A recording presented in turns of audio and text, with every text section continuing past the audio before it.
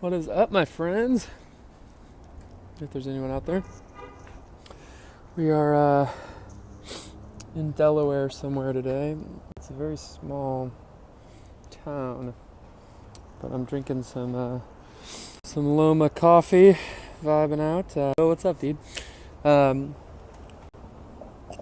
this on me, but I also wanted to jump on here and chat a little bit about the single and kind of what's going on. With all of that, kind of like we did last time for Your Moment. So we'll see if anyone joins, but if not, we'll save the video and just kind of go from there. So it'll be good. So yeah, jet lag out today. Very stoked about it. I shouldn't say this, but this is probably my favorite song of any of the ones coming, which I guess is bad promo because it's gonna make you not listen to the other ones. But there are some other great ones as well, but I think as far as like songs go, this is like definitely the true single. Your Moment was kind of just the first one to come, but Jet Lag is really the one that I'd like to push the most, I think. So we'll see about that. But this song I wrote in 2015, no, early 2016 actually, because I would have been a sophomore in college, I guess, at the time. And it was a song that actually got cut from Making Waves, the Constellations EP that we were doing at the time with Mr. Dave. And I remember writing it and like being into it, but there was just something kind of off about it. And so it sat kind of in like my, vat of files or rough demos or whatever for really over a year, I think. Really a year and a half, I guess, until I pulled it out. I don't know, probably in the summer, I guess, of 17, and was like, man, like, what could I do with this? And so at the time, like, everything was kind of the same beat, and it felt just very monotone throughout the whole song. And then, like, for whatever reason, like, was like, man, what if I went, like, halftime on the drums on this one or something for the chorus, and did that, and, like, instantly that kind of, like, gave that spark of energy that it was missing, for me at least. And so, and probably at the time when it got cut from the Constellations thing, and so that got me really excited about it, because all of a sudden, like, I went from kind of like a random song to feeling like definitely one of the stronger choruses that I think I've ever written. So in that regard, it's cool. Thematically, definitely a song like about a particular season and time. For me, at that kind of 2016 thing, I had a buddy. At the time, we decided to just kind of move away, and like really had nothing to do with me. And the good friend thing of me would have been to just be really excited for him. But and I think I wanted to be, but I was just really bummed because kind of all at the same time, like all in 1 month, like my fiance's grandfather passed away, and I got a call from my dad telling me I need to drop out of school. We can't afford it, and so it was kind of like it just felt like one thing on top of another, and so like. I was just like, it was just like a way to process, I guess. But it was one of those things where, I don't know, a lot of the lyrics and things like aren't as literal as they may seem like they are. This kind of Chasing Love project is definitely like an exercise in creativity that I felt like I maybe didn't have in past things. And so it's a lot of like taking particular themes and things that I've experienced and fleshing them out into ideas and trusting and knowing that, like, maybe everything doesn't have to be super literal and experiential, right? Maybe it can be something a little bit different. Maybe it can be art, and so, like, while it is about that particular friend and my experience with that, like, it's definitely just about that season. And I'm going to be in this guy's wedding coming up here, and so there's definitely like no weird vibes like it might seem like there is from the song, but definitely at the time, like, I was pretty bummed just as a result of like a lot of different things going on in my life. Production. So my buddy Troy played some drums on this song for me, and Troy's a freaking legend. If you don't know Troy, his name is Troy Bruner.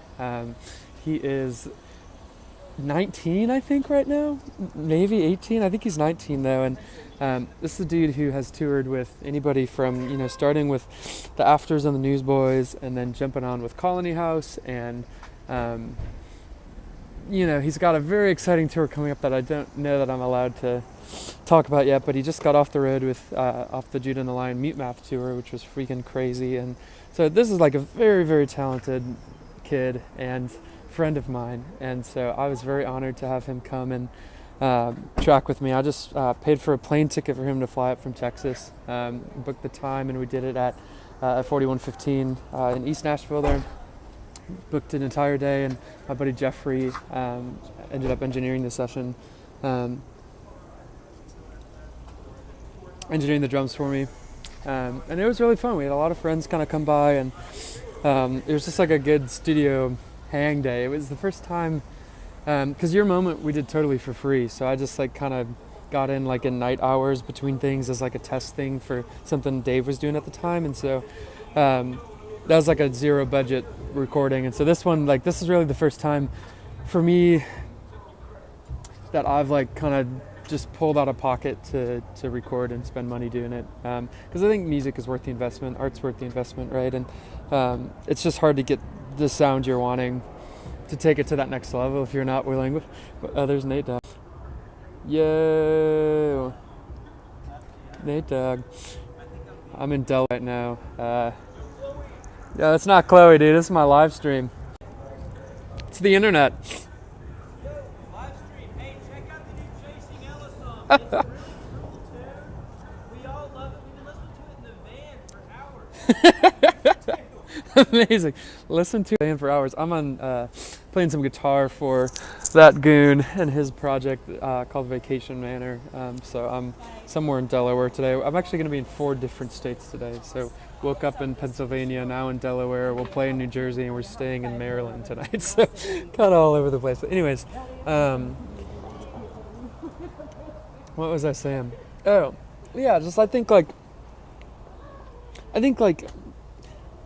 you can be experienced and you can do good work, but I think there's a point where like it's worth paying somebody to help you take it to that next level. And for me, like, drums is my weakness. Like, drums are my weakness, like engineering them as well as obviously playing them, tuning drums, all that things. Like I've got at best a very basic knowledge of that stuff, and I bet if I spent days worth, I might be able to get somewhere with it. But it's not worth spending days worth to me, because I would rather just empower my friends and the people who are really good at it to do their job well, put some money in their pocket, and ultimately get a really killer product. So that's kind of that one. This is the first song that Troy played on, but Troy ended up playing on the rest of the songs that are going to be coming out here kind of in the spring of 2018. So then the track was mixed by my buddy Tate Mercer Audio. Check him out. He does super killer work, man. He mixed Waves for us, the Constellations thing, and he also mixed Your Moment, and he'll be mixing the rest of this stuff right now. And I sent him a song a couple of weeks ago, the next one that's kind of coming down the pipeline. So he's been crushing it, and I love working with him. He's very, very, he's just got a good process. Him and I, we're able to just kind of go back and forth and kind of talk through different versions and different things, and there's never, it's very much just about the product and nothing else, and so I'm just really into that. And then my buddy Mike Cervantes at the Foxborough mastered it, and he's actually based out of Grand Rapids, which is where I'm from originally, and where Chasing Ella was kind of founded. And so I just met with him actually in December, and we had a great convo, and so I'm loving the work he's doing right now, and he, man, keeps getting better. I feel like every time I send him stuff, like even the difference I hear in like the Waves or the Constellations thing to like this stuff, like I can tell him like he's definitely like crushing it right now. So that's very cool. As far as the future goes, like I mentioned, I just sent another track to Tate to get mixed. So that one's coming, and then there's just 2 more after that. So they're kind of coming. The strategy right now, I think, is just kind of do them as singles, and eventually it'll be an EP. But to be honest, just I'm traveling so much. I'm getting married in March. I've got another month-and-a-half tour in April and May here, and so it kind of just makes a lot more sense to me to spread it out, because I'm not really playing shows. I don't have necessarily a band, and so that's kind of the reason behind the singles. I know it's kind of a bummer to not get everything at once, but it'll come, and there'll be a time when there will be records and all that, but that time is not right now, so that's all right. But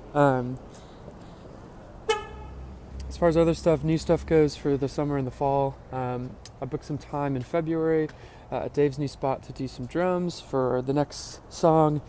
And the next kind of couple songs, they'll be really this summer. I'm probably going to really dive in and go hard, but I've got kind of the ball rolling on a single coming starting in February here. So constantly working on stuff and trying to figure it out, but I don't know. Looks like there's no one on, so that's all good. But if you guys have any questions, I'll post this probably on YouTube and Facebook, and just DM me or whatever, and I would love to talk about this stuff. So cheers, internet friends. Have a great rest of your afternoon.